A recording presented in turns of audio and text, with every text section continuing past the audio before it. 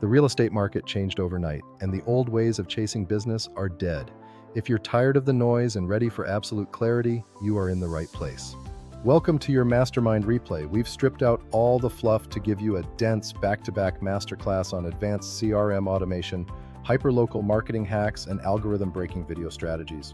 Grab your notepad, ditch the distractions, and let's get right into the blueprints driving top-tier production today. You're doing door knocking, that counts. If you're cold calling, that counts. Okay. Looking for new business. Yeah, but what I was wondering what you guys specifically do, because you guys obviously have good numbers. So yeah, for me, it might be cold calling. It might be passing out flyers. It might be going to social events, those kind of things. All of those things is what I do. My Prospecting. numbers a week would go up for that. I'm always prospecting. So when I say break mine down during the day, I don't, with the exception of possibly, what I do at Street Text and stuff like that, I go in and I check my activity from the night before because the systems are always running. So that's the follow up there. I'm not a caller, I'm a texter because I say it like it is. People see spam call come across on their phone, they don't answer it, but they see the text, they will. So I will go into I run Lofty, so the CRM in there, the AI is active. I will sit there and see what the system's done because I'm not trying to step on my own self, but like Street Text, I go in there, I look at the lead, I update the information because I run downsize ads and they come in as sellers hiding as buyers. I go ahead and update all that information into Homebot. I push over into Homebot. I will go ahead and because they're a buyer, what I did this year versus last year was last year the aha moment was they're not looking for me to call and ask about selling their house. I need to engage about them buying something because they're downsizing. So in Homebot, I set it up where I'm sending out based. I don't know where they're moving, but if I already know where your house is, then I will set up something for a buyer based on the zip code that they're in. Because if nothing else, at least they're getting something even about their neighborhood or whatever. And if they want to change it, I can change it later. And then I update as far as in the Lofty system part of it. I make sure the AI has a smart plan running. I have their home information in there. I have it updated. And I go ahead and make sure something's pushing out from there as well.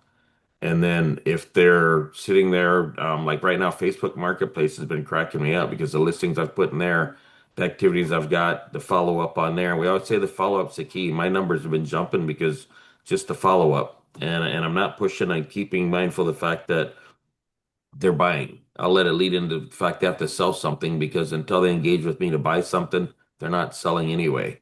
So now that I've changed my focus more to the buying side of the folks coming in there, it's definitely kept me busy. And when I say always be branding, I run around, I have polos that have the company name on it. And I jokingly say, I'll sell you a house standing in the checkout line at Safeway. But we take for granted the fact that people even close to you don't remember you sell real estate. So it's like, when Herb says hours a week, it's like I'm always branding, but as far as to sit down and be uber focused on my database and stuff like that, what I'm marketing out there to get, I always say it doesn't do no good to go after new leads if you're not working the old ones. So even in Lofty, they've got the heat scores. Homebot has the heat score. One thing about Homebot that, and people talk about Bold Trails and all these other ones. I like the fact that in Homebot right now, they have every MLS in the US pretty much in there. So for me, with a military base here as well, I've been updating my YouTube channels and building two new ones. But the fact that they can search somewhere other than Washington, I don't have to pay for a new IDX feed in New York or Florida or California because they can search right out of that. So what I've been doing is making sure that all my leads in there, even if they're going somewhere else, they can search out of that. And I've got a couple referrals I've already got paid this year because they found something in my database. I refer them to another agent somewhere else, referral check. So when we say, you sit down and look at the aspects of your marketing, what you're doing, just a couple different tweaks have really kept me busy this year. yeah, okay. So you don't cold call, which I'm like you. It's like people don't answer their phone. I don't barely answer my phone if it's just spam. But of course I have to sometimes because I'm in real estate, but numbers I don't recognize. But yeah, okay. So I just want to get some ideas what you guys are doing. Obviously, whatever you're doing is working. So when you one other question, Leon, when you and Herb too, when you get a new lead from your, ads that you're doing, um, do you just do you soft sell them, or like, hey, you're looking for a house, or especially when they answer like just dreaming, what kind of responses do you text them or Can call? I I don't answer know if that you one? call them, Herb. You know, here's the thing, I'm still a believer in speed the lead. So I don't know about you. A new lead comes in, my phone dings, right? And so if I got a moment, I'm gonna give them a call right away as soon as I get that notification. Okay. A lot of times I get them on the phone. Okay. And if they're just looking, hey, thanks for, sending over your information. I really appreciate that. Listen, I don't want to harass you or bother you or anything. I just want to be a resource for you. I understand you're just looking. I totally get that. And you're probably, you know, being that you probably reached out, you might have some questions about real estate. And listen, I do this every day. You don't do this every day, right? I do this every day. So, you know, uh, use throw me your ideas, throw me your questions, and usually they have something that they want to something on their mind, and that starts a discussion, Oh, okay, that's good. I like that. It's a right? soft lead in, not a hard. Very soft lead in. Even especially on any kind of online lead, anything, nobody wants a hard sell. My approach has always been to provide value, right? Give them something to help them. They have questions, answer their questions. You're a resource. We do this every day. They don't. Like the average number of times that people get involved with a real estate transaction is once every like 7 to 15 years, right? So, and things have changed since the Yeah. last time they did it, right? Or you got new home buyers that have no clue on anything, right? They don't even know how the process begins. They don't even understand agent commissions. They don't understand anything, right? They don't understand a house is on the market and whatever the price is, that the price is negotiable, right? The price could be super low and then there's 10 bidders on it, or the price could be way high and you can offer something reasonable. I'm their resource for figuring out like what people are generally paying for that kind of house so I can give them that information, you know, and back it up with facts and data and that kind of stuff. But it's um I've taken it towards a very soft sell in many situations where I'm not pushing hard on leads. Oh, hang on. Okay. So, Leon, do you want to add something to that? Yeah, because and it's funny when they say there's more than one right. No, Or 28 seven. hours across all of those different things, those categories, prospecting, marketing, and showing. You have 28 hours accounted for. Oh, Uh, okay. Well, one of 6 hours was just with one house, so yeah, okay. Well, good. And Debbie, you're up there too, and John's up there. And then the second Debbie and Mike. Mike, oh my God, dude. He's crushing it, working only 7 hours a week, and he sold 6 units this year so far. So that's great. I love it. Good job, Mike. Just imagine what would happen if you worked 20 hours a week. Amazing. And see, Um, I always say when you're in the car, I probably, if you're going to say the prospecting in the car, I can't do nothing until I get where I'm going. So I make the calls that I need to make in the car. That way, when I get where I'm going, and I've started walking again, so I walk around a lake. It's 1.1 around that lake. Right now, I'm back up to 3 laps. The goal will be to get back to 6 laps. But by the time, one thing you can never get back is time. And I vary, we say the results. If you're not getting calls between 9 and 10 or 9 and 11, you get nothing back, switch it up to 12 to 2 or 5 to 7. I vary my times so that and I look at the habits of people as well. I know when they're on my site, so I know when to reach out to them. I'm not getting up to talk to you at 2 in the morning, but I can set an email to go out at 2 in the morning to you.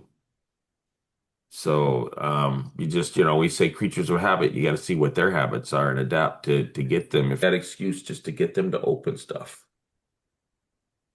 Yeah. And so I'm doing the blog thing too.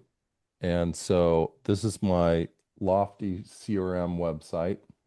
And on blog, I love this feature because I I get questions from people, and usually when people ask me questions, then I just create a little blog article about these things because I figure if someone's asking me this stuff, um, uh, somebody else is probably interested too. And then I include links to these articles in my newsletter.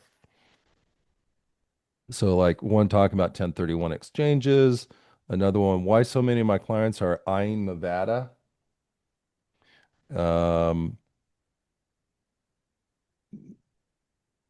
let's go into this one. And yeah, you can put a video right here. So that could be you talking. It could be me talking. What's a That's sort of an awkward I mean, thing to do. clearly, if it's the middle of the night, I'm not. No, I turn my phone off at 8 o'clock. Yeah. My So phone's never off. I just stop answering after a certain time. Yeah, or it will be in another room or something. I lose my phone at night. so I thought it was interesting as I call I've lost it now, but here it is. The so I went Top to my secret. listing appointment and well, I had talked to this woman. She said that she wanted she and her husband wanted to sell. And I sort of reached in my bag and I said, "Oh, for notes or whatever." And I gave him one of these. They said, "Oh, yeah, we have that. That's why we called you." And I'm like, "What the heck?" Like these things are working silently, in the background. And I never know. It's not a drip, it's not anything. It's just the One fact of that I my dropped off this thing on somebody's door stop a couple of years ago, and they still been using it. Yeah, they see me other places, but this was this is the reason why they called. This is one of my favorite marketing pieces. I always have a stock of these Yeah. because anywhere I go, anywhere I throw these out there. Um, and I got a stamp. I have a stamp that will stamp on them and say, sorry I missed you. Give me a call if there's anything I can help you with. And I just love that. Um, so I got a listing from Notepads too. I gotta tell you, there was this lady, I guess, I dropped him off and then she saw me walk in the neighborhood and said, "Oh, thanks for the notepads." I go, "I'll make sure I keep you stocked." And so every time I kind of drove out that way, I'd drop another notepad at her door. I swear to God, like a year later, she called me up and listed with me. I do magnets. When I come in the door, I put a magnet on the fridge because when people turn around and they give you business cards, if they give away, they don't have one. So I put it on the fridge. The funny thing is sometimes they forget you're on the fridge. But I also have the sorry I missed you door hanger thing that my business card can go on as well. Did Like what you're doing now, there's a lot of people who do play it in the background, and then they just kind of nod, and then they point to it, and yeah, then they just and then they fade to themselves, and then they say, "Wow, that was crazy." If you want to have something that doesn't end up like, that having to do with real estate or whatever, give me a call. I mean, I yeah. just, yeah, I'm This one I did this one recently. This is AI. Now, buyer's agents are now getting their You gotta buyers. hold it closer to your face, closer to your same plane. The latest method to handle real estate commissions. Here's what's actually happening now. Buyer's agents are now getting their buyers to sign a commission agreement up front. That agreed commission then gets submitted with the offer. If the seller won't cover it, we simply adjust the purchase price to make it work. So here's the truth. Having the seller pay both sides is still usually the cleanest way to do it. It keeps the transaction smooth, protects the buyer's cash, and helps the deal close faster. Sellers win because they attract more qualified buyers. Buyers win because they don't have to come out of pocket. and we win because deals stay together. What's your biggest question about the commission rules right now? Comment below. I'm answering them all. That's And really there's good. one- The Right. latest message So, on real estate commission. so anyway, I've been poo-pooing HeyGen for the longest time, and that was one of my first HeyGens. Wow, that's great. Yeah. And it really looks like me, it sounds like me, and there's no crazy abnormal kind of motions that are going on. And I it think did all that's the B-roll too, which was really fabulous. I think, Herb, I think that's a really good use of AI. I mean, some of your sensationalistic aspects of jumping out of a plane and so forth are nice, but Yeah. they're not um, as clean and professional. I know that sounds Right. as something like that, and I think Yeah. that's a very good use of it. Yeah. My wife wouldn't object. She was objecting to me jumping out of planes. So I think that's cute for But an you know open what? house, I, though. I gotta I gotta tell you, this whole journey with these posts and all that, it's been a journey. It's been, the jumping out of the plane thing kind of woke me up to like, why am I not doing stuff on social media? Right? Because I saw that I could post something funny and then wake up the next day and have thousands of people have watched it, you know, and and and then I watch the watch time. Like, let me show you the other one. Um, this other video that I did, and what this is what kicked it off for me. The open house one. yeah, Thanks for waiting, everyone. Welcome to the open. Um, but the but the let me show you the one that really just took off. It took off on on TikTok. Here, let me get into that, and I'll show you the numbers too.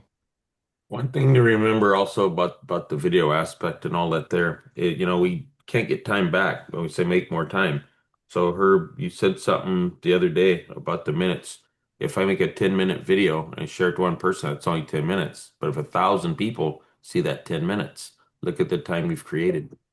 That's so when you're doing things where you're posting things, the fact that it's going to keep you in front of more than one person, that's very important because you're out here looking to get leads, not a lead only. Yeah.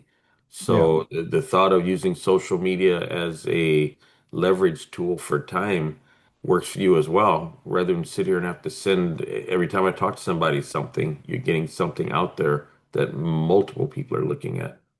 Well, listen, I've heard of agents that get 100% of their business through social media, Mm-hmm. and they're quite busy. So it's not like it can't happen, but I think there is a formula to it. It's like, if I'm making funny videos all the time, that's not going to necessarily get me business, right? Right, the conversion. But if I'm educating and actually being authentic, which means I need to get my ugly mug, as ugly as it is, it doesn't matter, out on the video, right? It doesn't matter what you look like, honestly. Like, don't even try, and you don't need to put on makeup for hours to get on video. But this one here, you got to hold it closer to your. There you go. yeah, this one here, it says, pro tip, buy a house and live in it for 2 years. Buy another house, move into that, and rent out the first house. Repeat until you've bought 5 houses in 10 years. Now you're a millionaire. Your tenants pay your mortgages, and your profits pay for your primary home. Now, this has been a common strategy for decades, decades, decades. Okay. It's a little bit harder to do these days, but it can still happen. Okay. And so I just posted this. Now, the interesting thing about it is it's very controversial because there's so many people that are like, I can't even buy my first house. Oh, Right. what if the renters don't pay? Oh, and then other posts that say all these negative comments is why you're stuck. And like, hey, worked for me. Yeah, I'm doing the same thing. you know, and there's like these two divides about it. And so when it starts getting a lot of shares, starts getting a lot of comments, and when you comment back on the stuff, then it really shoots it through the roof. So 8,100 likes, 192 comments, 3,200 bookmarks. And what blows me away on this, guys, total playtime. Now, this is a 8-second video, folks.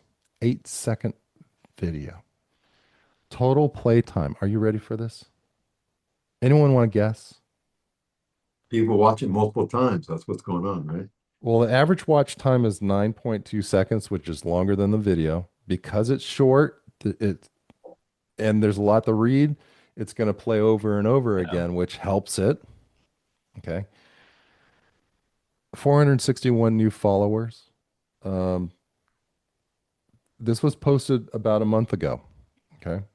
But it shot up real fast right away. It's slowing down. It's still getting a lot of extra views every day. Total playtime, 1,064 hours Yeah. on an 8-second video. 1,000 hours. 1,064 hours divided by 8.